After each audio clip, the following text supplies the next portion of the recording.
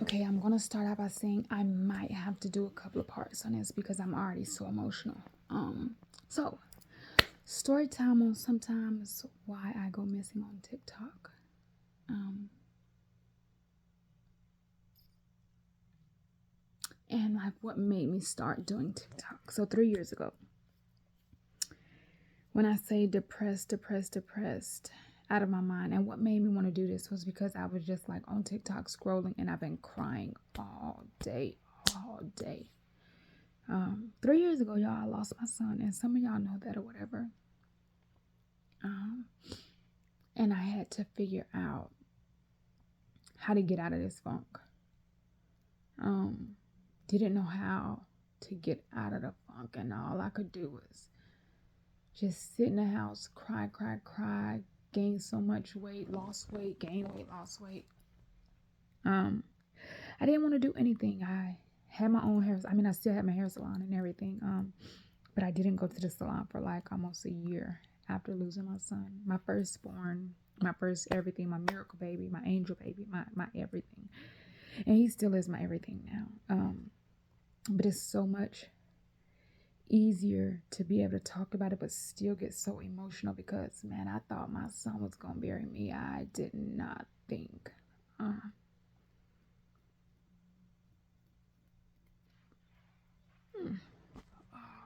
I did not think I was going to be burying him. Um, yeah. And so I was just like, I have to find something to get out of my head. And everybody was like, well, um, you do social media? And I did do social media. Like I had a big following on FB. And y'all know it's Facebook or whatever. I had a big following on there, but I just didn't like everybody in my business. Everybody was always asking, well, what happened? What happened? It doesn't matter what happened. I lost my child. It does not matter. Um,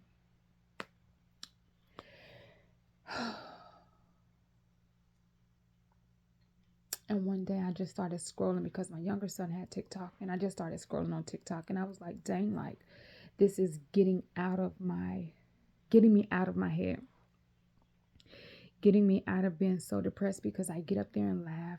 Um, and this was before I actually like had any following. I probably had like 200 some people on there or whatever following me, but it helped me to get out of my head. And I was just like, dang, like I could see myself like just staying on TikTok all freaking day. And by the time I got off, I noticed that I was no longer like I wasn't sad. I wasn't crying because I seen so many happy people on there, seeing so many funny things on there, so many animals, so many pets, so many babies, everything on there. And I was just like, maybe I need to keep doing this. So of course I was going to therapy at the same time, and my therapist was like, what do you do to pass the time? And I was like, I just get on TikTok sometimes and I just be on there for like hours and hours and hours. And she's like, well, how does that make you feel? And I was like, man, it helps a lot because I'm not in my head of um mm, of focusing on what could I have done differently so that I wouldn't have lost my child. What could I have done? Because I always, to a certain extent, I always blame myself, even though I know I did everything right. But when you're a mom and you have a child and you lose your child, like when you're a mom and you lose your child, like that's what you, for me, that's what I thought about. Like, what could I have done differently to not, or what could I have done to where my son could still be here? Um, and everything I did that I go back in my mind, I repeat it.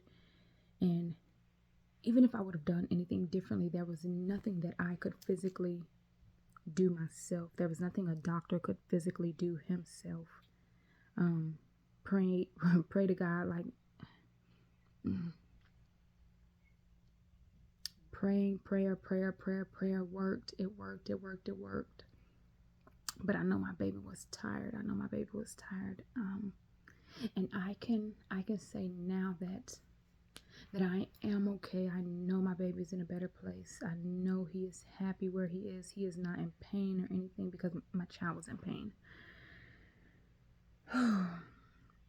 But I just want to say to y'all TikTokers, like, thank y'all. Thank y'all.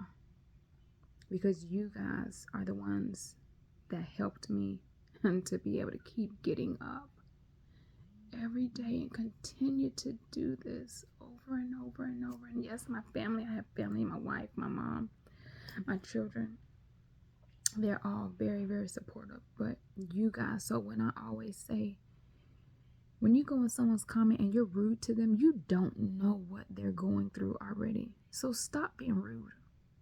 You don't know what you say could either help or hurt them.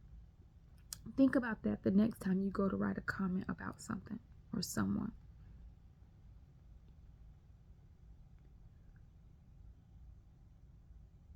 Because I think about that all the time, because I know sometimes I be so depressed, I be so sad, and I cry and I just sit here.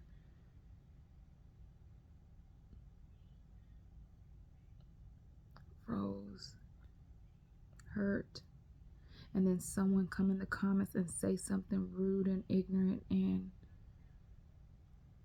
of course, like, yeah, it bothers me, but I'm not where I was where before. I knew I would have probably just spazzed out. It bothers me, but I just have thicker skin now. But you don't know that person that you say that to that may not have that thicker skin. But I want to say thank y'all for just sticking it out with me. Yes, I'll be going back live soon. I don't know when, but these are the reasons why I pop in and out. And yes, I still work out at home. I still work out every day. Okay, I'm lying, not every day, but I do still work out at least 3 to 4 times a week, when I was used to doing it 5 times a week, Monday through Friday, working out. Come back for part 2, y'all.